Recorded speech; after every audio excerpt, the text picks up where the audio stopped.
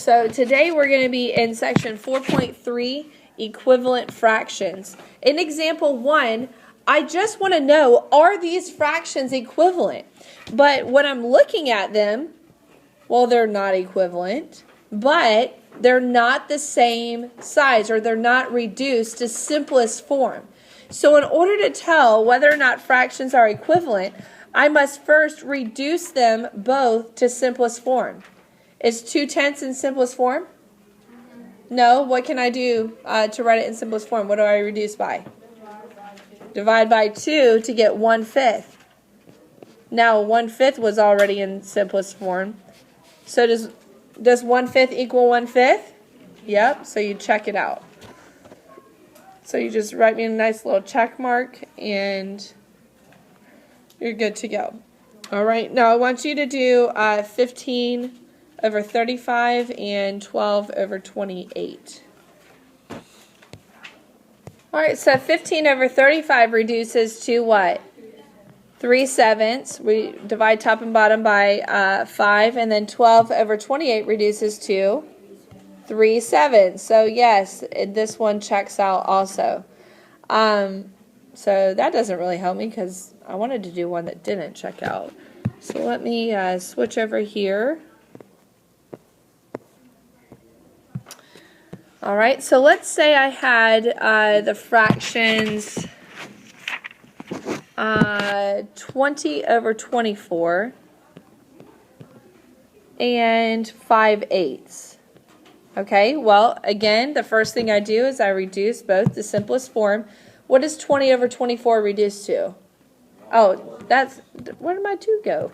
20 over 24. It reduces to 5/6. So does 5/6 equal 5/8? Does it? No, it doesn't. So I'm going to draw a line through my equal sign. The line through my equal sign means that it does not equal. So if you have one on your homework tonight where it doesn't equal, this is how I want you to show it. Draw a line through the equal sign. Okay?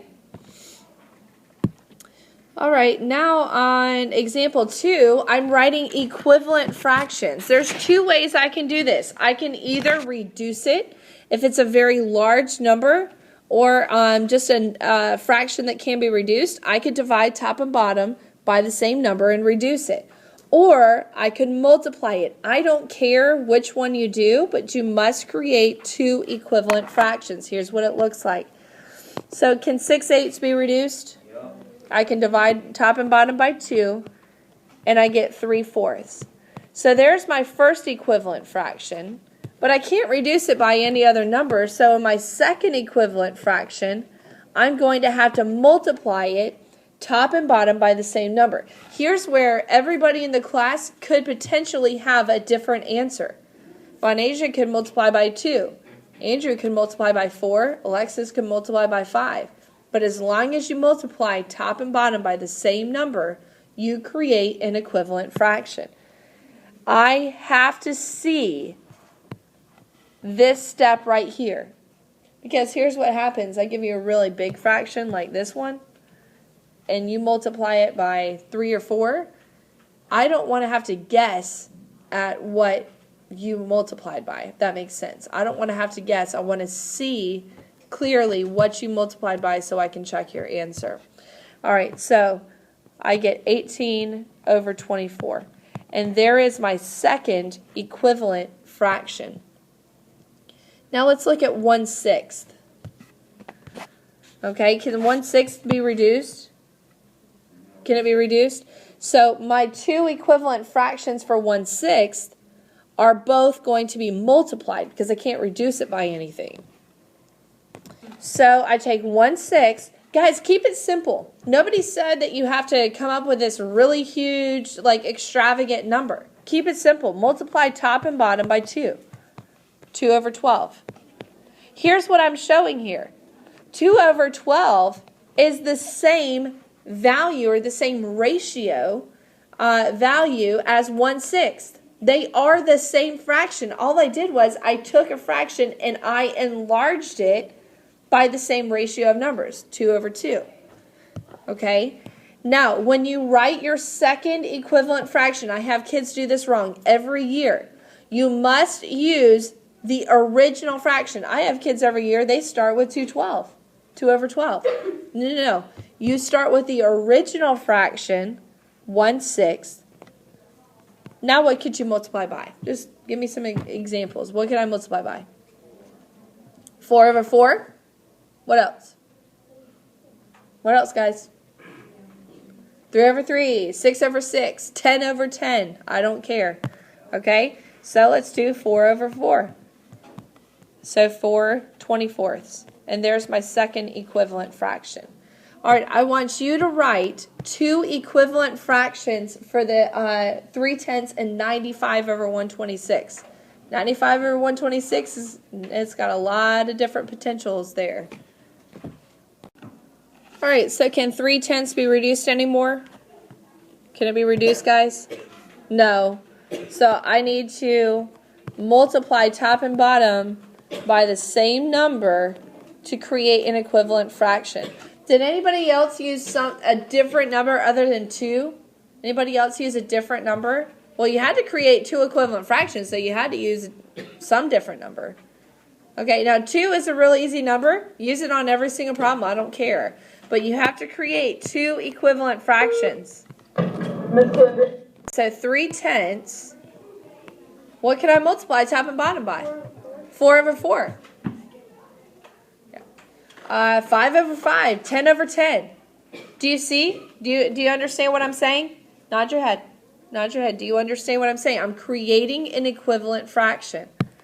All right, so multiply by 4 over 4, and I get 12 over 40. All right, now this next one, it's kind of a doozy. All right, now I can reduce it. Did anybody find the number that I could reduce it by? Anybody find a number that I could reduce it by? Anybody? No? Okay, it can't be reduced by anything. The numbers are relatively prime. So here's what I do. I just make it bigger. 95 times 2 is 190 over 252. So there's my first equivalent fraction. And then remember, I use my original fraction, 95 over 126. I multiply this by 3. And I get 285 over 378. The reason I put this really large one in there is because you have a couple much bigger ones on your homework tonight. And I just wanted to make sure that we go over that, okay? So that's it for equivalent fractions.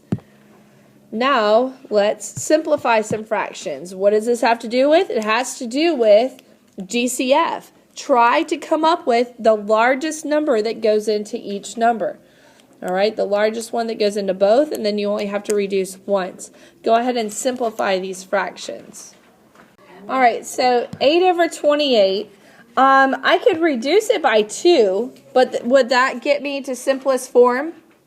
No, because it's not the greatest factor that goes in between both of them. All right, it reduces by 4, top and bottom, to 2/7. Now, just on tonight's homework, I want you to show me this step, what you're dividing top and bottom by. All right, now I do know that at this point you can mostly do it mental math, but just for the sake of this lesson, I do want to see that step. So you will lose points on your homework if you don't show that. Now, what about 8 over 15? Can I reduce that by anything? Are there any common factors between the two numbers at all? Any common factors? Anything? No. There's no factor that goes into both of these numbers. So do you remember what I call two numbers whose only common factor is 1? Relatively prime. Very good. Relatively prime. Okay. So you will be asked that on a quiz, so just make sure you remember. I don't think it's on your homework. All right, 12 over 16 reduces by 4 to 3/4. And 7 over 28 reduces by 4. Not 4. Reduces by 7 to 1/4. To 1/4.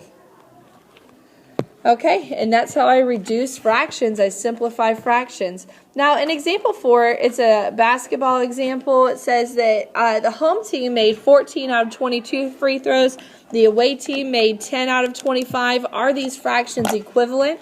So what you need to do is you need to write them as fractions. 14 over 22 and 10 over 25.